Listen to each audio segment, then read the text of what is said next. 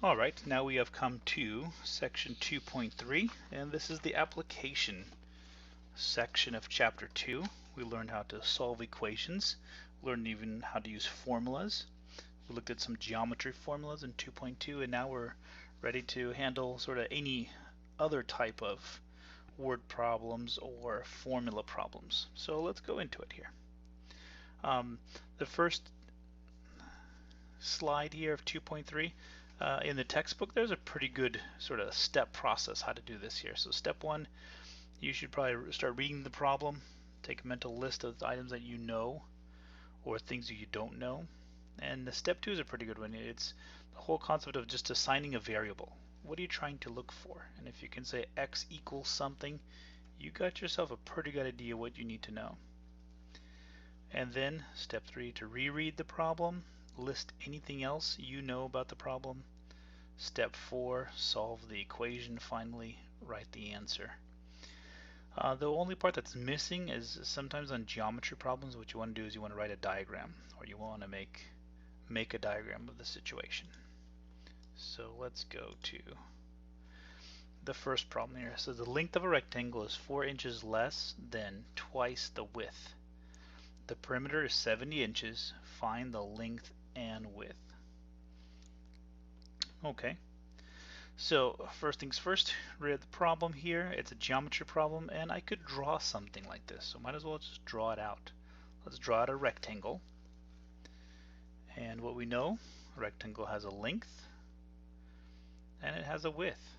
And we do know something about the length. This is the length of the rectangle is 4 inches less than twice the width. Well, let's see. 4 inches less than, remember less than works backwards. If you say I have 4 inches less than 10, it really means 10 minus 4. So in this case it's twice the width. Twice the width would be the 2w. So just read it again real quick here. 4 less than twice the width. We also know something about the perimeter. It says the perimeter is equal to 70. So for perimeter or area, whenever we have that, we usually put it inside the rectangle. We use capital A for area, we use capital P for perimeter. Alright, this is a good example of us thinking back to last chapter, the last section, and thinking, is there a formula that correlates length, width, and perimeter of a rectangle? And there is. P is equal to 2L plus 2W. We found that out last section here. So at this point what we want to do is we want to be able to solve for the length and the width. Okay, let's put in all the information we know. We know P is 70. We know L, we'll just leave it as L for now, and plus 2 in W. So notice the only variable that we know, or the only amount that we know, is the perimeter. Now what we're going to do is we're going to use a little bit of substitution. I'm going to say, you know, we do know some information about L. The length is 4 less than twice the width. So we're going to substitute this L, and everything else remains the same, but that L now becomes 2W minus 4. Once we have that in place, we are great because we have one equation and we only have a single variable called W to solve for. If we can solve for it, we're done. So looks like this is just solving a regular equation, what we looked at in 2.1. So distribute the 2 over. So 2 goes to the 2W, 2 also goes to the minus 4. And then we're going to collect like terms. So how about the 4W and the 2W make 6W? Running out of room here, let me go up to the top. Let me just rewrite it real quickly here. 70 minus 6W minus 8. We're going to add 8 to both sides, make 78 on this side. Divide by 6, and 6 goes into 78 exactly 13 times. That's cool. Okay, so now we've discovered what W is. W is 13. But it says find the length and the width, so we need to find both. So we do have a formula for a length. Length is 2 times W minus 4. In that case, how about 2 times 13 minus 4? That'd be 26. 26 minus 4 would be a 22. Alright, for these word problems, since they are word problems, what we should do is we should answer it in a full sentence, or at least we can really understand what we're talking about. So if you're talking about dollars and cents, you can put a dollar sign. in there. If you're talking about inches, you want to distinguish which one's the L, which one's the W, and what unit value. So I'll probably write it like this. So we'll say width is 13 inches and length is 22 inches as our final answer.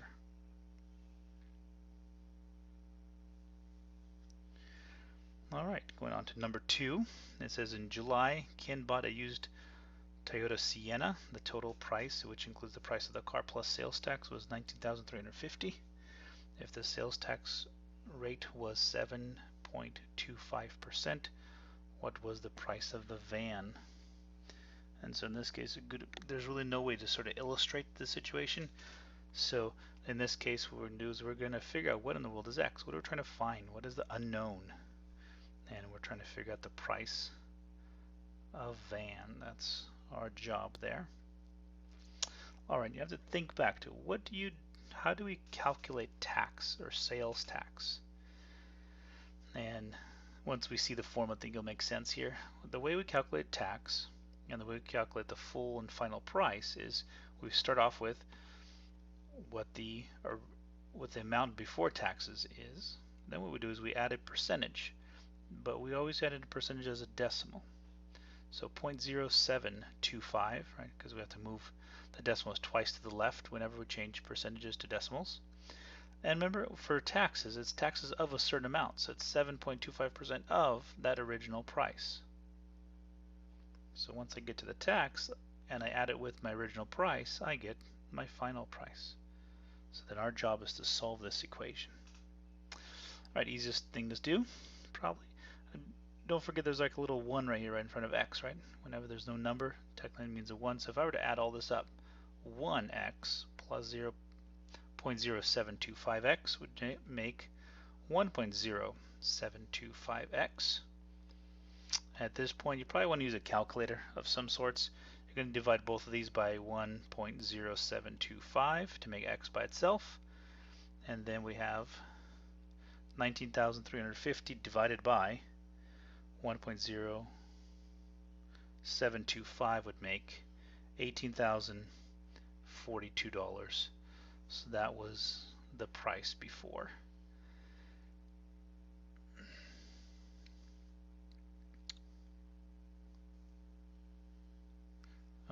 Before the taxes came along.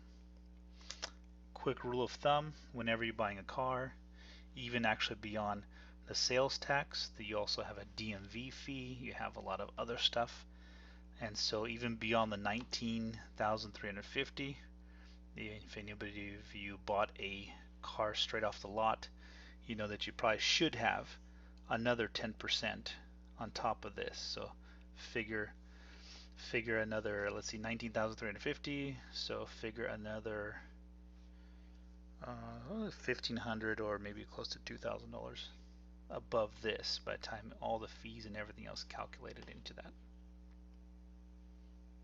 Alright, so let's go into some facts of angles, some geometry.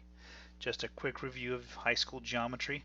Whenever we have an angle is formed by having two rays coming out of a vertex. So we can call O being the vertex. We call this right here OA being a ray. Remember, a ray is somewhere it starts, but then it never stops. We have another ray called OB right here.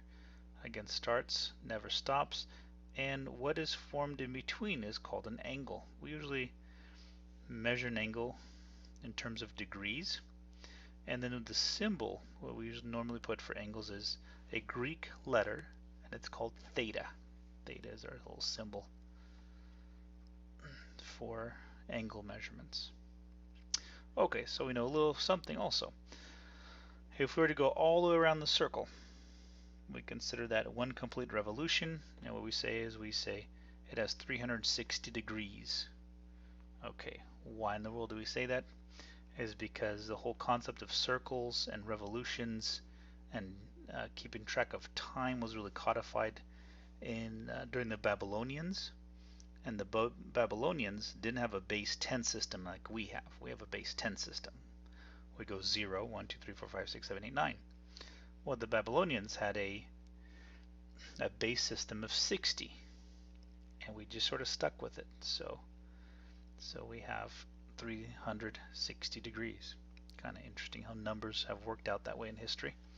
Alright, we do have some special angles too. We have a right angle, which is exactly 90 degrees. We have a straight angle, which is exactly 180 degrees. And any angle that's less than 90 degrees, we call that a acute angle. Any angle that is more than 90 degrees but less than 180 degrees, we call that an obtuse angle. Alright, then we got some other stuff here. Complementary angles, which I think you know here. Any two angles that add up to 90 degrees, we call them complementary angles. Any angles that add up to 180 degrees, we call those supplementary angles. Alright, and the only thing that helps me remember this is that C comes before S in the alphabet, and 90 comes before 180 on the number line, so I sort of keep things straight. So complementary belongs to 90, supplementary belongs to 180. Alright, with that, let's see if we can solve this problem here. So those two complementary angles are such that one is 3 more than twice the other. Find the measure of the two angles. Alright, let's go for it here. So I guess we got a label. So I'm going to label this as one angle. Now the only thing is there are actually two different angles here. So I got to label another one here. We're going to say y equals, it's the other angle. So two complementary angles are such that one is 3 more than twice the other. Alright, well we know, since we said they're complementary, we know we have this. Eventually they're going to have to add up to 90 degrees. So what we're going to do is we're going to figure out, so there's my formula, there's my unknowns, what I don't know, but we got to figure out the relationship. Here goes, two complementary angles are such that one is 3 more than twice the other. Let's see if we can write that down. So 1, meaning x, because I call that the one angle, is 3 more than. Ooh, 3 more than means more than something that's already there. It says twice the other. Well, I labeled y as the other, so this would be twice the other. Okay, once I have that set, I got it. I got the relationship between x and y. Just like I had the relationship between length and width on the previous problem. Perfect, we're going to substitute this here. So this x now changes into 2y plus 3 plus the y that's already there and the 90. I don't really need to put parentheses around each one of these here unless you were going to multiply or distribute something, but I thought it'd be okay just to sort of see here. The x changed into that, the y stayed the same. Alright, we can drop the parentheses since we're really not multiplying anything or distributing anything. But here's what we really have. We have one equation right here, and we have a single variable that we can solve for. So y is a variable we can solve for. So let's combine like terms. 2y plus another y makes 3y. I can subtract 3 from both sides, gets me an 87. I can divide both sides by 3. And 87 divided by 3, check me just to make sure, but I think it's 29. So I know that y is equal to 29, but what I need to find? I need to find the measure of the two angles. So I found the other angle. I got to figure what is that one angle that I have, and that belongs to this relationship right here. If y is 29, that means x has to be 29 times 2 plus 3, and eventually I get a 58 plus 3, or 61. And if you think about it, 61 plus 29, that actually would make 90. So yes, they do add up to 90, just like our initial formula started off saying. Alright, in English, we say the measure of the two angles are 29 degrees and 61 degrees.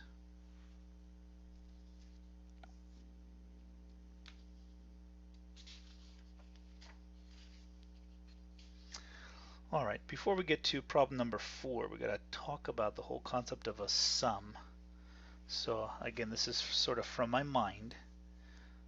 Let's talk about the sum is 70. Let's just say that. Again, this is just sort of from my own brain. See if we can understand it, so when we get to problem number 4, we'll get the whole idea here. Alright, let's say I have one number over here, I have another number, and then I have a total. Those are my categories here. And say that the sum is always 70.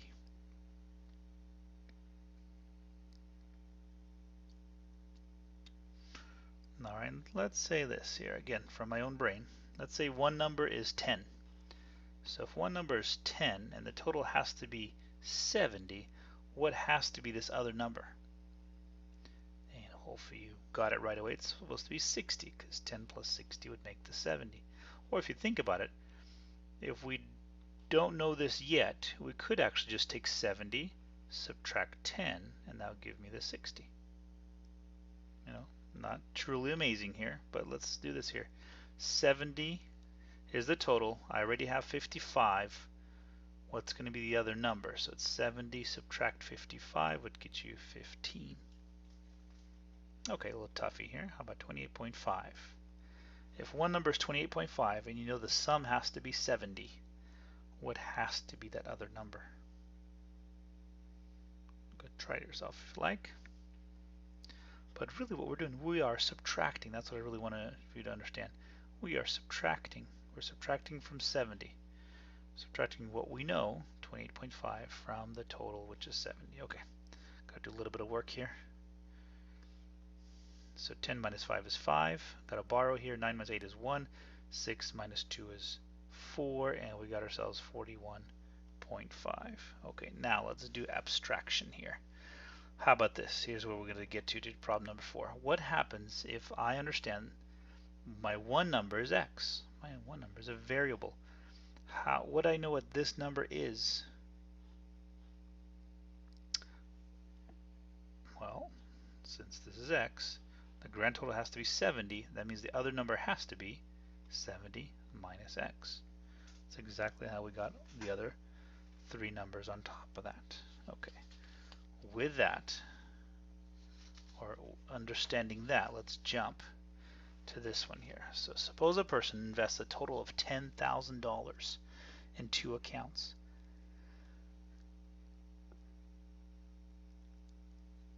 One account earns 5% annually and the other earns 3% annually. So if the total interest earned from both accounts in a year is $410, how much is invested in each account? Alright, this has to do with interest, and there's a little formula that we have. It's this right here. Interest is equal to principal times rate times time. And any kind of interest is something called simple interest. This is this little formula. Well, got a few little things here. Notice it says annually. Annually, and then they had the accounts for a year. So really what this is saying is it's going to be this. It's going to be just PR. We don't need the T because T technically is just 1, because this is happening in a single year, and T stands for the number of years. Since T is 1, we really don't need to even to see that. Okay, so these problems work like this. Principal multiplied by your interest rate has to give you your interest. Alright, how do we do this? We put it into this little box, and if you can put that into a box, you are doing good. So a person invests a total of 10,000. Doesn't tell us how much they invested though. It doesn't tell us the principal. So if we don't know what that is, we're going to have to put X over here. Alright, since this is X, this is something from the previous slide here. We know the grand total has to be 10,000. We know for one account they put an X. So what do they have to have put into this second account? Well, if the grand total is 10,000, that means they would have to put 10,000 subtract X. The interest rate for one of the accounts, 0.05. That's the one account. The other account was 3%. Changed into a decimal would be 0.03. And for the interest, what we're going to do is we're just going to multiply straight across. So x times 0.05 makes 0.05x. Principal times rate over here makes, I kind of did it already here, 0.03 times 10,000 would just give you 300. 0.03 times a negative x would just give you that right there. So notice this is the interest gained from the first account. This is the interest gained from the second account. So here's what we got. If I know that the total interest for the year was $410, I have this equation. 0.05x plus the 300 minus the 0.03x would give you a grand total of $410. Now let's solve this equation. Alright, you can, if you like, you can get rid of decimals by, looks like moving decimals twice, right? 2 times here, 2 times here, 2 times here, and then just the numbers will be big. Sometimes it's even easier just to work with the decimals here. So 0.5 or 0.05 subtract 0.03 is just 0.02 plus 300 is equal to 410. Subtract 300 from both sides, but then give you $110. And then dividing by 0.02 on both sides, and again grab a calculator if you need to. I get a grand total of $5,500 for x. Now real quick here, let's stop here real quick here. So this x represents this account. This is the account that earned 5% interest. Right, this is the other account, and the other account earned 3% interest. I got to make a distinction of which one's which. So I'm going to write it out like this here. So $5,500 was invested at 5% because it corresponds to x corresponds to 5%. And, well, let's see. If x is 5,500, what would have to be the amount deposited on the other account? That'd be 4,500. And then you got to tell me which percentage at 3%. So there it is. So when you write this, I got to tell me how much in this account and what account is it, and how much in this account and what account is that. Because we really have two different things happening at the same time. Alright, some more geometry things to deal with here. Types of triangles here. So I think you remember this from high school geometry, an isosceles triangle. An isosceles triangle says that I have two sides that are exactly the same length here. So in this case, A is equal to B. A equilateral triangle is a triangle in which all three sides are equal in length. So A, B, and C are both the same. Alright, then you have the Pythagorean theorem, which I think you still remember from geometry, high school geometry. It says this: if you have a right triangle, the lengths, how are the lengths related to each other? Or how are the legs, and this is called a hypotenuse. Is there a relationship between this? And yes, there is. If you take the length along one of the sides, or the legs, and you square it, and then you also add the length of one of the legs and square that one, and you add them together, and you get the hypotenuse being actually squared. Alright, that's one piece to it. Again, this is getting us to problem number 5. Alright, the other thing we've got to think about is this whole concept of consecutive integers. So let's talk about this. Again, this is, I think we covered this in Math 61 as well. But if you talk about consecutive integers, let me just write down a few consecutive integers. 4, 5, 6, 7, 8, on so forth and so on. Everybody agreed there? Those are consecutive integers. They keep on going and going, one after the other. Well, if someone told me to write down the consecutive integers and they didn't tell me which number to start with, what I would do, I'd write down an x first. So now my next question is, if that's x, what would be the next consecutive integer if the first one is x? And I think you guessed it. It would be x plus 1, because all you're really doing from 4 to 5, you're just adding one more to it. And then another one would be x plus 2, another one would be x plus 3, and so on and so forth. Okay, things change a little bit when you talk about consecutive even integers. Then that means we've got to think about this a little more. So instead of every single integer, now it's every 6, then we go to 8, then we go to 10, then we go to 12, 14, so on and so forth. Okay, again, the question is, if I don't know where I start, I just have this little x right here. What does it take to get me from the first one to the next one? Hey, it looks like it gets me 2, right? 6 goes to 8, so that's 6 plus 2. In this case, whenever you talk about even consecutive even integers, first one will be x, then the next one should be x plus 2. How about the next one? What do you do with 6 to get all over here? We add another 2, so 2 plus 2 is 4, so how about x plus 4? And again, you go so on and so forth with that. Okay, consecutive odd integers. And this one, kind of a little bit of a weird one here. Let me start writing down the odd number starting at 5. And again, these are just sort of out of my head here. Okay, now what happens if I start off with a number I don't know, but I want to get to the next consecutive odd integer? So this one, if I start off with 5, how much do I add to 5 to get me to the next odd number? Hey, it's 2, right? Because our numbers, they go like this. They go even, odd, even, odd, even, odd, even, odd. So if you start off with an even number, you add 2, you're going to get another even number. Add 4, you get another even number. But with the odds, if you start off with an odd, you still have to add the same amount, but you're going to land on another odd number. And then if you add 4, you're going to add still another odd number. So even though the formulas look the same, you just have a different starting point. This one starts off with even numbers, this one starts off with odd numbers. Okay, I think we're ready for our next problem here. It says the lengths of the 3 sides of a right triangle are 3 consecutive even integers. Let's find the lengths of the 3 sides. Alright, it's a geometry problem, and if it is, I can make a little diagram.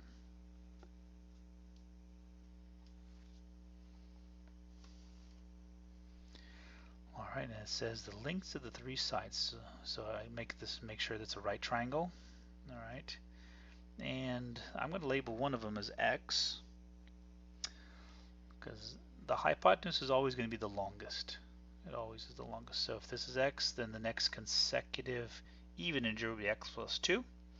Then after that, the next consecutive even integer would be x plus 4. We stop there because there's only really 3 sides to a triangle.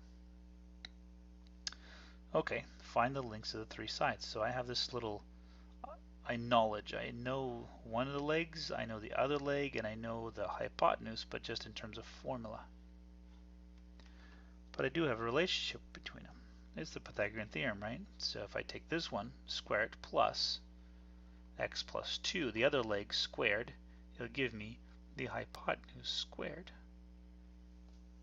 So now what I got to do, I have to find that x. This is pretty easy. This is just x by itself, x squared, but x plus 2. Hopefully you remember that from foiling things out from Math 61. If you have x plus a plus b times another a plus b, remember this is the quick formula. So what you can do is you can just take this x, square it, multiply the x and the 2 together, make 2x, and then you double it. So this would be like 2 times x times 2, which is 4x. Then you take the 2, you square that one. Again, you do it again. This is x squared. You multiply the x and the 2 together, it makes 4x, and then you double it because of the formula, so that makes 8x. Take the 4, you square that, it makes 16. Alright, if you didn't quite get that, you can always just FOIL this out off to the side of the sheet of paper. Just put x plus 4, and then put another x plus 4, and then just start foiling things out. Alright, in this case though, we want to solve this, so let's simplify each of the sides first. I see x squared and another x squared. If I put these guys together, it would be 2x squared. I think that's the only thing I can really add together on each of the sides. Alright, next job. Hey, we learned this in 1.4. I think I got to move everything over to set it equal to 0. So subtract 2x, subtract x squared, subtract 8x, subtract 16. on each of the sides that are like terms. And so what I have now is x squared minus 4x minus 12 equals 0. And I'll let you try to finish it off from here. See what you get.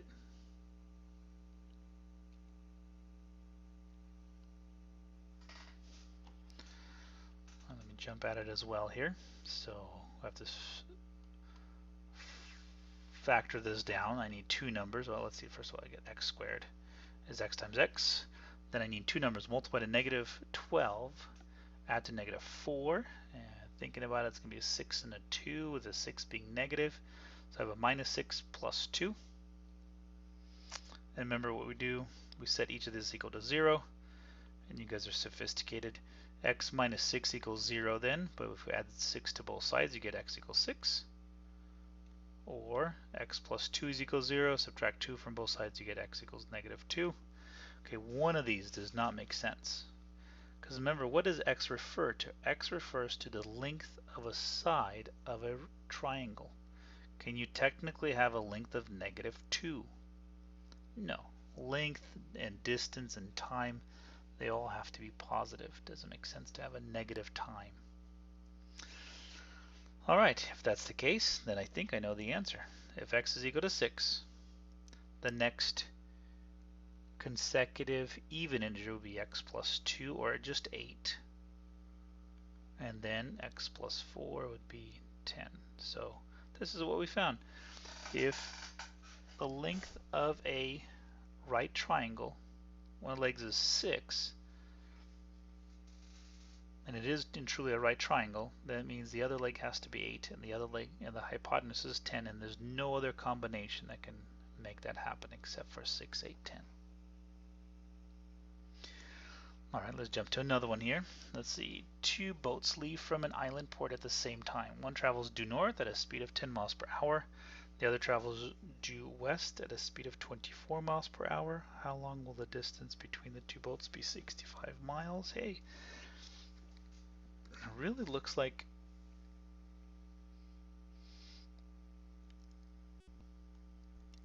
I can draw a diagram here. So if this is my port, I got a boat going north at 10 miles per hour.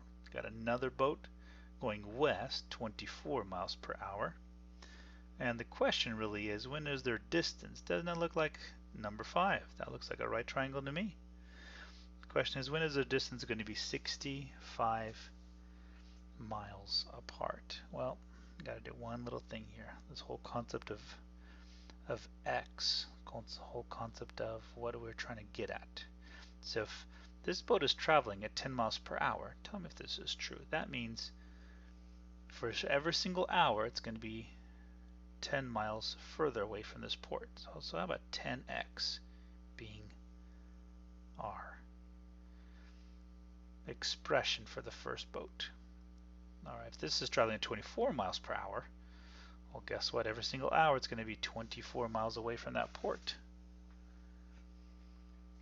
And I have a Pythagorean theorem that says this. If I take 10x and I square it, and then I take 24x and I square it, and I add them together, it should give me 65 squared. Alright, and again, if you want to use a calculator, I would suggest you use a calculator for some of these calculations here. But 10x squared will give you 100x squared.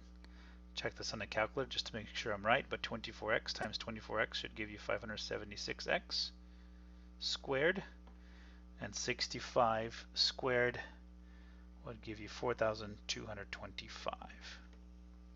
Hey, these are like terms over here. X squared and x squared, those are like terms. I can add them together. 676x squared. Running out of room here, so let me rewrite it up on top just real quickly here. And to solve this, I will have to divide 676 on one side and the other. That will get me to 6.25. And then you probably remember this one from Math 61. You have to take a square to both sides, plus or minus, except in this case, we really don't want the minus because there's no such thing as, oh, let me just wait for that real quickly here. 6.25, score to 6.25 on a calculator if need be. You're going to wind up with a 2.25, oh sorry, 2.5. Okay, and again, time cannot be negative, so this little negative drops off, doesn't make sense. But in terms of the answer, this would be 2.5 hours or 2.5 hours.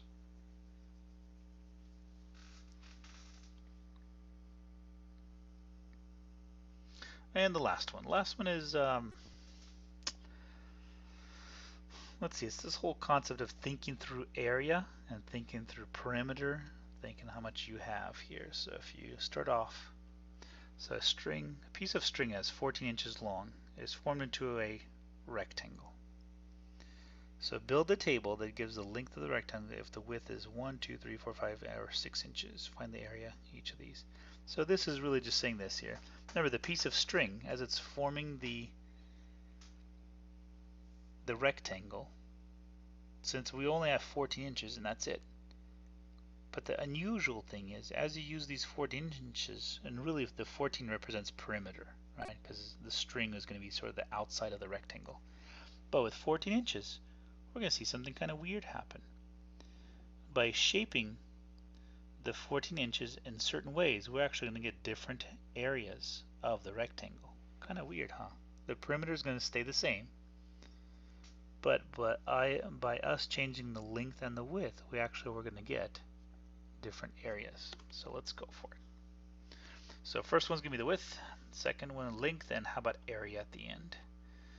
So I have myself a rectangle, and I'm going to say that the width is just 1. So if the width is 1, remember I have two widths here, right? So if I add these guys up, I get 2, but I can only have 14 inches.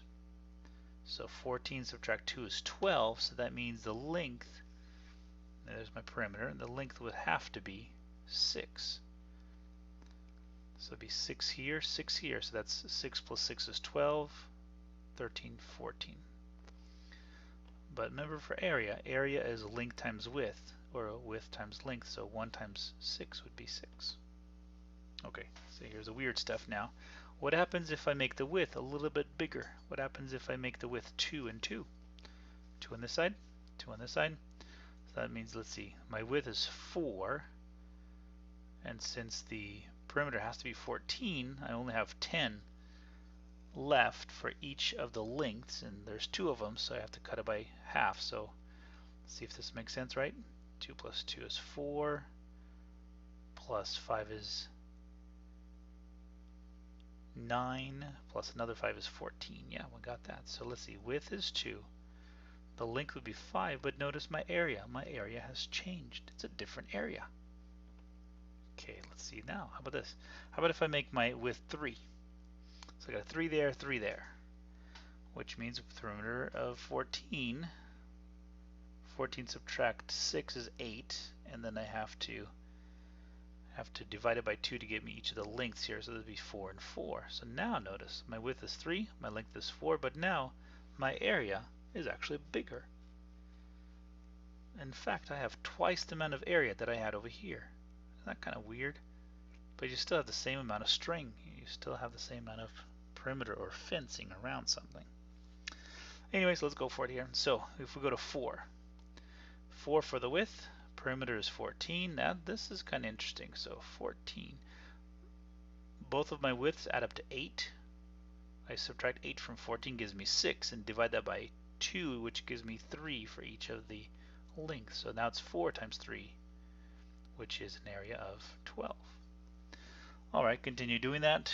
If you go 5 for the width, that's going to be 10, and then that means from 14 you subtract, that will be 4, so really you only have 2 on each of the lengths to give you a grand total of 14 as the perimeter. So 5 times 2 is 10. This is going down now.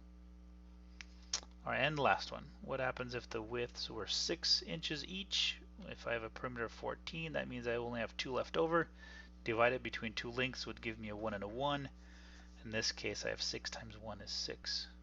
So this is what I sort of just wanted you to notice, and the book wants you to notice, is even though the perimeter was exactly the same each one of these here, the fence around was just 14, we were able to change our area still, or the amount of stuff inside this rectangle was changed.